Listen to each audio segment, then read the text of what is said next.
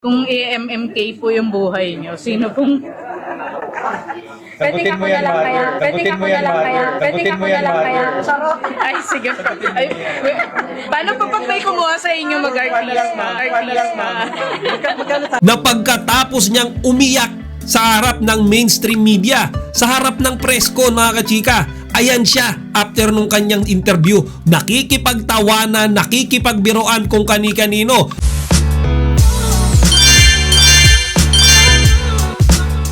Magandang araw mga kachika, Rigel po ulit ang inyong chika patron.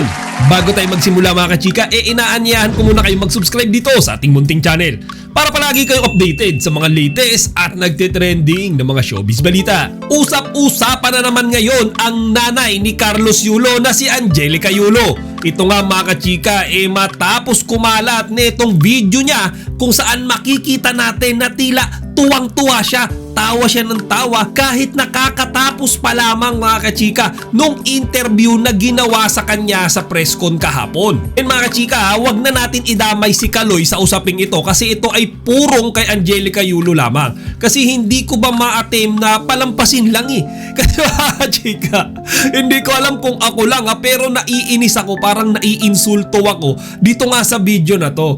Isipin nyo mga kachika, nung ini-interview siya kahapon, nakita niyo yung reaksyon niya, di ba?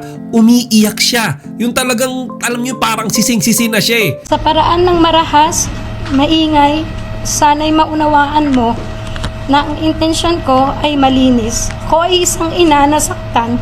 Pero 'di ba, gumawa rin ako ng content kahapon nung sinabi ko na hindi ako kumbinsido. Feeling ko hindi bukal sa loob niya yung mga pinagsasabi niya, lalo na at yung mga yon ay binabasa niya lang. Sabi ko nga mga kachika, feeling ko iba yung nagsulat nun. Kumbaga binasa niya lang yun doon pero hindi talaga iyon yung gusto niyang sabihin. Napilitan lang siya mga kachika kasi ang dami niyang ang bashers Ngayon eto na nga mga kachika, merong isang video na kumakalat kung saan makikita natin siya na tawa ng tawa mga kachika. Kahit na kakatapos pa lang nung ginawa niyang pa-interview sa isang press con kung saan natin siya nakitang umiyak. Ngayon etong nagvi-video mga kachika, itinanong siya, paano ma'am kung dadalin sa MMK or maalaala mo kaya etong buhay nyo? Aba mga kachika, si Angelica Yulo payag na payag, tapos tawa siya ng tawa mga kachika. Tapos yung worst pa, tinanong siya, paano kung may kumuhang mag-artista sa inyo? So mga kachika, nag-agree siya tapos tawa na naman siya ng tawa. Kung AMMK po yung buhay nyo, sino pong... Pwede ako na lang kaya. Pwede ako na lang kaya. Pwede ako na lang kaya. Charot. Ay, sige. Ay, Charot. Ay, sige. Ay, paano po pag may kumuha sa inyo mag-artista? Ngayon ang hindi ko maintindihan, bakit siya sumasang-ayon dyan sa kinakausap niya tungkol sa pag-arte? Kasi mga kachika, parang yung pinalalabas nung nagbibideo magaling umarte itong si Angelica Yulo. Tapos imbis na alam yun, hindi sakyan niya ni Angelica, aba mga kachika, parang pinagmamalaki niya pa na talagang magaling siya sa aktingan. Ibig ba sabihin nun, yung mga statement na binitawan niya nung ini-interview siya purong kasinungalingan lamang? Di ba ang galing-galing niya umiyak nung maraming kamera? Nung napapaligiran siya ng napakaraming press, nakatutok sa kanya yung mainstream media. Di ba ang lungkot-lungkot niya? Actually, pinipilit niya lang lumuha pero walang lumalabas na luha that time Ngayon mga kachika, eto, hindi naman ako sa galit dito kay Angelica Yulo. Wala tayong sama ng loob sa kanya. Pero yung ginagawa niya kasi mga kachika, parang ginagawa niya tayong pulpul Sa harap ng maraming kamera, pinapakita niya na nagsusori na siya, na nagsisisi na siya. Ngayon, pag wala na yung mga yun mga kachika, tawa na siya ng tawa.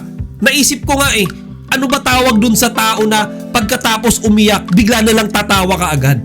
Di ba kachika? Kaya nga ngayon mga kachika, kuno-question yan ng mga netizens kung bakit ganyan na lang yung reaksyon ni Angelica Yulo matapos ng kanyang interview. Kung sa walang kahit konting senyales ng kalungkutan, sinasakyan niya pa mga kachika yung mga biro tungkol sa magaling siyang umarte, magaling siyang umakting. Gusto niya pa nga magpakuha sa MMK mga kachika.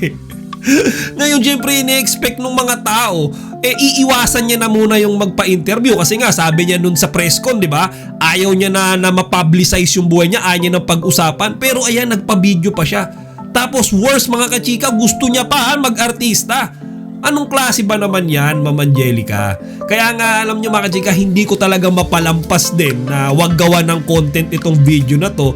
Kasi in some way parang alam nyo yun, nakakainis na nakakainsulto eh. Kung ako tatanungin nyo mga kachika, kung ganyan kaseryoso yung usapin, ganyan ka-sensitive, hindi ko magagawa makipagtawanan sa mga kausap ko eh. Siyempre makakaramdam ako ng matinding remorse doon nga sa pangyayari at pipiliin ko mga kachika na manahimik na lang, iwasan na lang yung mga interview na yan as much as possible, wag nang sumagot, lalo na kung yung tanong ay ginagawang biro yung sensitibong issue nila ng kanyang pamilya. Kasi mga kachika, hindi naman joke yan eh. Hindi naman yan yung pwede mo sabihin na arte-arte lang eh. Siyempre mga kachika, dapat paparamdam mo sa lahat or kung totoo man na yun yung naramdaman mo na talagang malungkot ka sa pangyayaring iyon. Umabot na kasi ito sa nakakaalarmang sitwasyon. Dahil buong sambayanan alam na at nakaabang na sa mga susunod na salita Ay, sige po. Ay, sige po. ng bawat isa kung kailan dapat ang ganitong hindi pagkakaunawaan naway nananatili lamang pribado at inaayos sa personal na paraan. Ay, sige po. Ay, sige po. Hindi yung pagkatapos ng interview mo, parang walang nangyari at ayan ka ngayon nakikipagtawanan, nakikipagbiruan sa kung kani-kanino. Ngayon kung kayo ang tatanungin ko mga chika, sa tingin nyo ba tama itong ginagawa na ito ni Angelica Yulo na pagkatapos niyang umiyak sa harap ng mainstream media, sa harap ng press con mga kachika, ayan siya after nung kanyang interview, nakikipagtawanan, nakikipagbiroan kung kani-kanino at ang worst pa mga kachika sinasakyan niya yung biro na gusto niyang maging artista dahil magaling siyang umarte. Kasi kung ako tatanungin niyo mga kachika, hindi tinitake seriously ni Angelica yung issue na yan sa kanyang anak. Feeling ko talaga ginawa niya lang yung interview, yung press ko na yan kahapon para tigilan na siya ng kanyang mga bashers. Hindi dahil gusto niya talagang makipagbate o makipag-ayos kay Kaloy.